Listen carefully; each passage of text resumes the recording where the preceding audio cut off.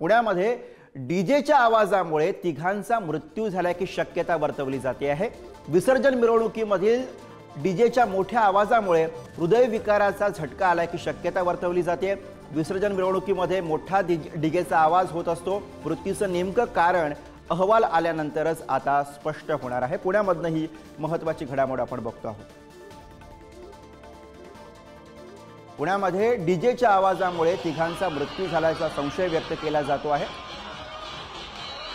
मोठ्या प्रमाणावरती यावेळेला विसर्जन मिरवणुका निघालेल्या होत्या आणि यामध्ये डीजेचा सुद्धा मोठा वापर केला गेला होता आणि त्यामुळे डीजेच्या आवाजामुळे तर या तिघांचा मृत्यू झाला नाही ना अशाबद्दलचा संशय आहे आणि सध्या तरी याचं कन्फर्मेशन येणं बाकी आहे, अहवाल येणं बाकी आहे आणि त्यामुळे सध्या तरी या 3 जणांचा मृत्यू हा डीजेच्या आवाजामुळे झाला असल्याचा संशय शक्यता वर्तवली जाते आहे। अहवाल आल्यानंतरची याबद्दलची स्पष्टता पुढे येऊ शकेल।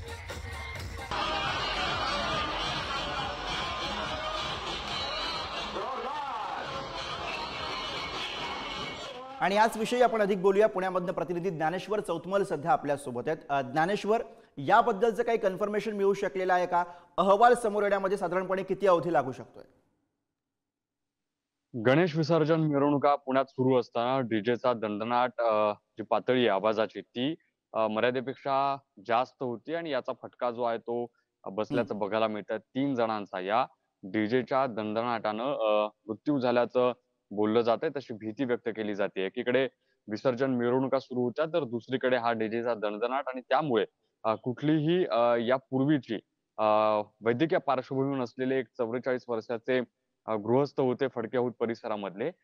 डॉल्बीच्या आवाजानं त्यांना अटॅक आला आणि शेवटचा घटका ते मोजत होते। जेव्हा रुग्णालयात भरती केलं गेलं तेव्हा त्यांचा मृत्यू झाला असं कळलं। त्यांच्या निकटवर्तीयांनी जी माहिती दिली त्यामध्ये कुठलीही वैद्यकीय पार्श्वभूमी त्यांना नसताना गणेश विसर्जन मिरवणुकीमध्ये ते सहभागी झाले आणि त्यानंतर हा सगळा जो काही प्रकार झालाय तो समोर आले। तर दुसरीकडे एक 27 वर्षाचा तरुण आहे आणि दुसरा 35 वर्षाचा तरुण आहे, ज्यांच्या सोबतही अशाच काहीसा दुर्दैवी प्रकार घडलेला आहे।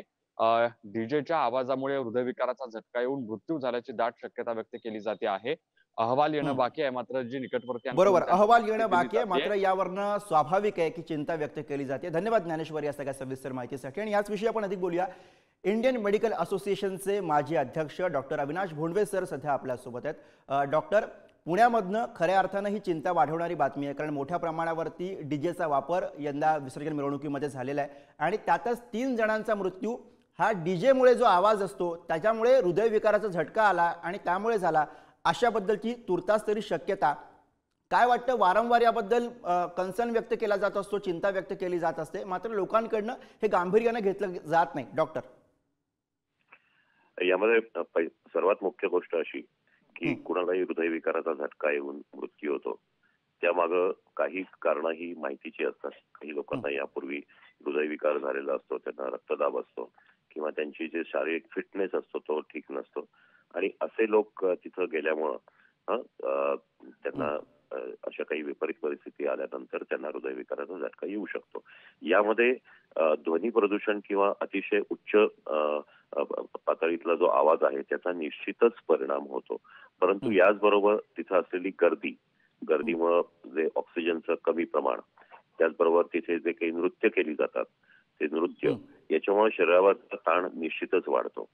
दुसरी महत्वाची गोष्ट म्हणजे आपल्याकडे अनेकांना हृदयाचे काही त्रास निश्चित असू शकतात, परंतु त्यांना त्याची जाणीव नसते किंवा त्याच्या चाचण्या त्यांनी केलेल्या नसतात आणि अशा वेळेला त्यांचे हे त्रास जे आहेत या उच्च पातळीच्या आवाजामुळं किंवा गर्दीमुळं किंवा नृत्य केल्यामुळं शरीरावर ताण येऊन या गोष्टी घडू शकतात। आता तरी ठीक आहे, जरी आपण असं म्हणलं की खूप उच्च पातळीच्या आवाजामुळे किंवा डीजेच्या आवाजामुळे हे झालं तरी त्याच्यामुळं आपल्याला असं डायरेक्ट ह्या गोष्टी अशा सांगता येणार नाही की अमुकच गोष्टीमुळे मृत्यू आला, परंतु ते एक संभव आहे की हे कारण महत्वाचं असू शकतं। कारण एका ठराविक डेसिबलच्या वर ज्या वेळेला आवाजाची पातळी जाते त्याच्यामुळं आपला रक्तदाब वाढतो, म्हणजे तुम्ही जागेवर बसला असलात तरी, त्याचबरोबर हृदयाचे ठोके वाढतात आणि यामध्ये हृदयाच्या कार्यामध्ये दोष निर्माण होऊन अशा प्रकारचा त्रास होऊ शकतो। अर्थात। धन्यवाद डॉक्टर या सगळ्या महत्त्वपूर्ण संवादासाठी।